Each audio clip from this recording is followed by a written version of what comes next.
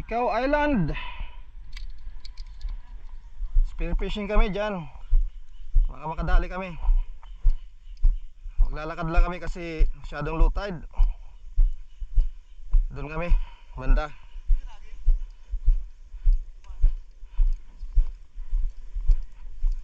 Right, abangan nyo mga lads.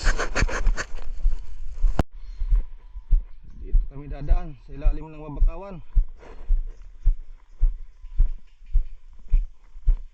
Tagos. Mababa yung nilakad. Dito pa kami.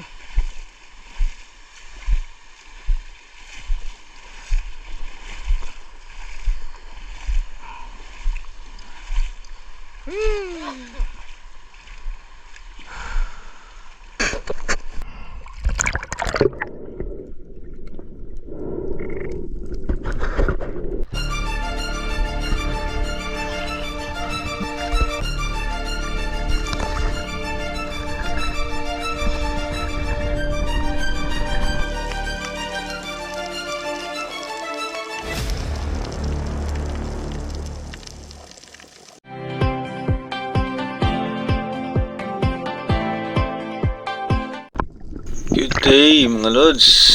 Isang mapagpalang araw na naman, panibagong adventure na naman. At nandito kami ngayon sa Masbate, Ticao Island para sa panibagong adventure na gagawin sa araw na ito.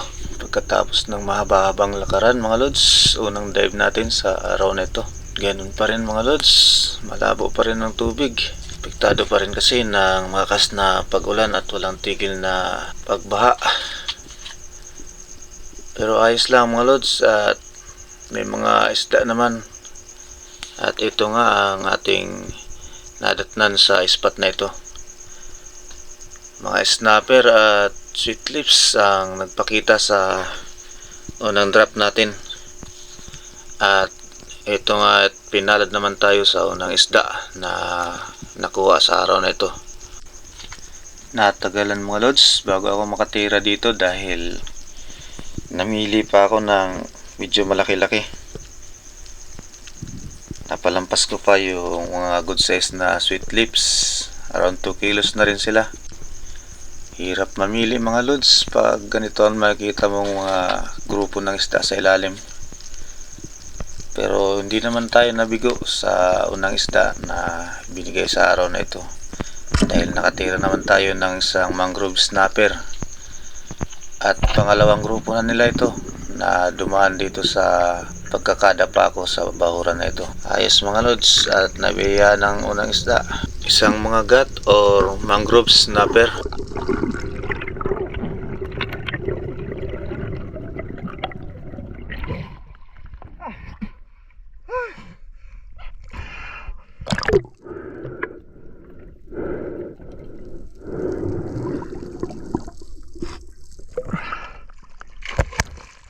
Kadakol.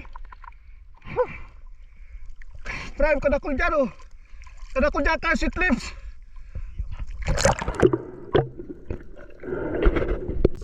Pagkatapos ng matuhog ang isda na ito mga lods ay mabandi tayo ng kaunti. At ito naman ang kasunod na biyaya na ibinigay sa atin sa araw na ito. Isang longnose emperor ang nagpakita mga lods at ibinigay naman ang tamang distansya na hinihingi natin para makatira. Nasa 2 kilos pa lang mga lods na longnose emperor. Pero goods na yan at pangalawang isda natin yan sa araw na ito. Shoutout ko na rin pala ang lahat ng mga taga rito sa Barangay Buro Barangay, Ticao Island, Masbate. At ganoon na rin sa mga tropa natin na sulit sumuporta. Hindi tayo pinabayaan dito sa Masbate Island. Wrong timing lang talaga dahil malabo pa rin ang tubig. Pero ayos lang yan dahil panalo naman sa isda mga lods. At nakarami kami sa dive na ito mga lods.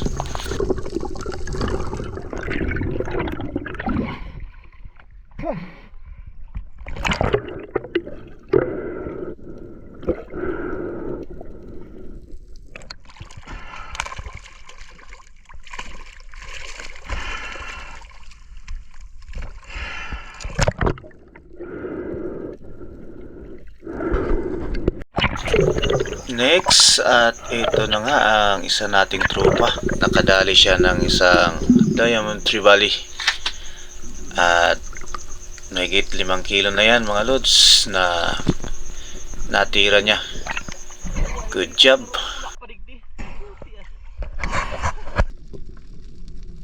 At sa bandang unahan mga lods, sunod na dive natin. Isang cuttlefish naman ang nagpakita dyan mga lods, at hindi na natin hinayaan makalayo. Tinira natin kagad dahil pakaripas na siya mga lods ng langoy. Ayun, at maganda naman yung patama natin. At sarap pang kilaw nito mga lods.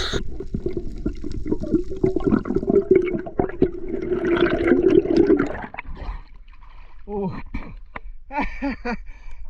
Cuttlefish.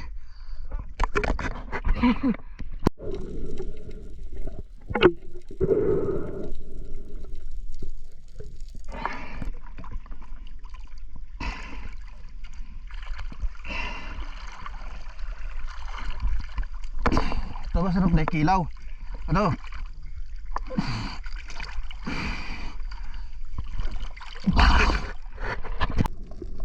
Pagkatapos kong may lagay sa bangka ang cuttlefish mga lods, ito na yung sumunod na drop natin. At medyo matagal-tagal bago nagpakita ang isda na ating natira dito mga lods.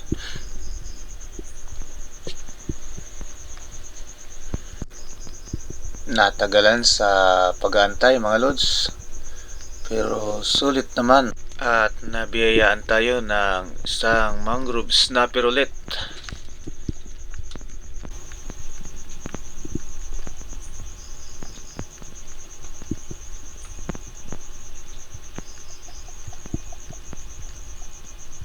Matagal bago lumapit yung isda mga lods, kaya inantay natin para umabot siya sa tamang distansya na matira natin ng maganda. At ayun na nga mga lods, sa pool na tuhog na rin natin.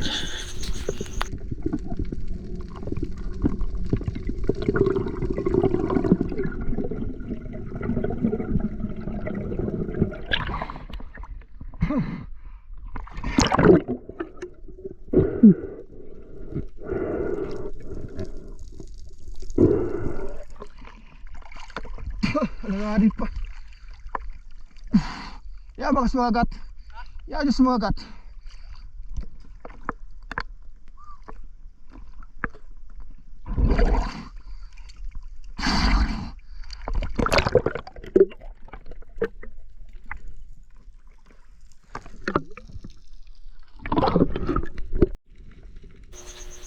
Pagkatapos nga ng ilang mga dive mga lods, at wala tayong nakakuhang isda dito sa drop na ito mga lods, ay masisilayan natin kung gaano karami ang isda na lumapit. Isang uri ng bayang o pampano ang tawagin. Napakarami nila mga lods, pero hindi yan ang target natin. At nag-antay tayo ng tamang isda na lalapit para tirahin.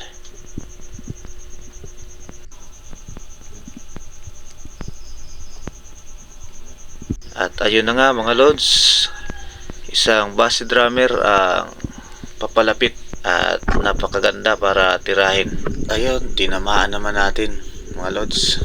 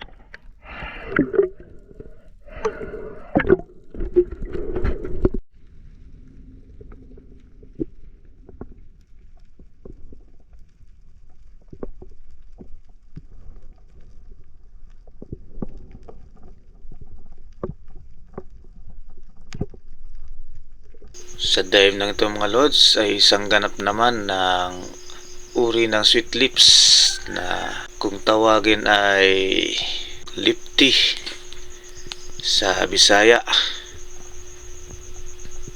Nandyan sila mga lods, nakakalat lang sa paligid kung saan ako nakadapa, at makikita nyo na napakarami nila. Matagal bago tayo tumira dyan mga lods, dahil hindi naman yan ang target natin na isda. Naantay ko kung may magandang isda na lalapit para makatira tayo, pero no choice na yan, at matagal-tagal na rin tayo sa ilalim, kaya kumuha na tayo ng isa para pang-ulam na rin. At okay naman ang isda na ito mga lods, dahil masarap naman ito, lalo na kung sabaw. Pabihira din ang higop. Good size na yan mga lods.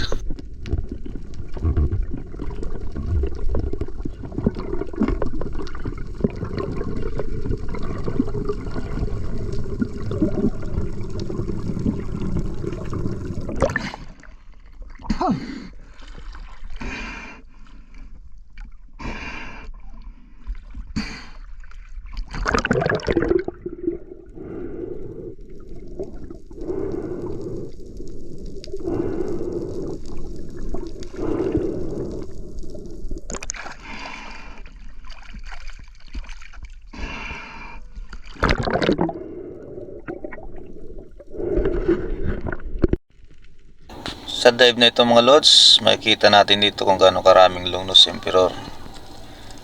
Good size na yan, pero pumili pa rin tayo ng pinakamalaki.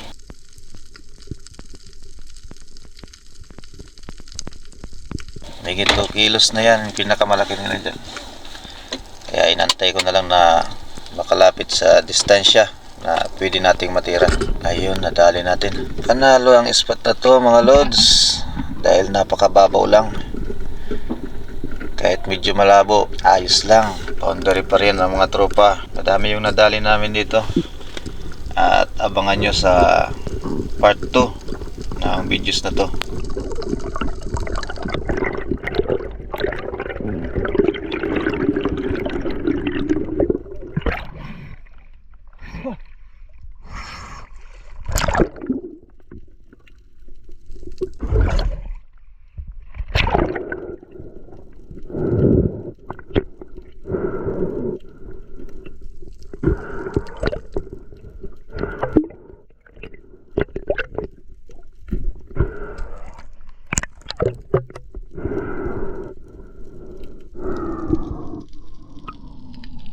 Pagkatapos nga may tuhog ang isda na to, ay tumira ulit tayo ng mas malaking Longnose Emperor. Nakamalaki sa nadali ko ngayong araw. 5.5 kilos na rin yan mga lods. Mamao na rin. At sa part 2 ng videos na to ay may king mac akong nadali. Abangan nyo mga lods, at isusunod ko ng upload. Sa mga nagpapa-shoutout pala, sa part 2 po ng aking videos ko ilalapag.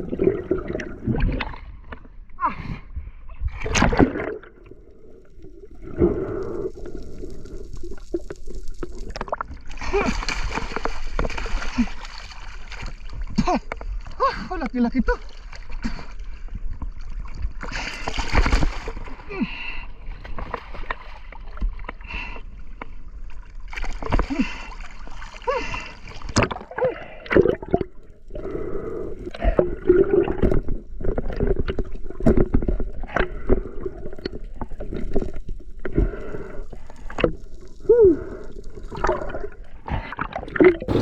Abang lang po mga lods sa part 2 ng videos. Mas madami at mas intense ang labanan.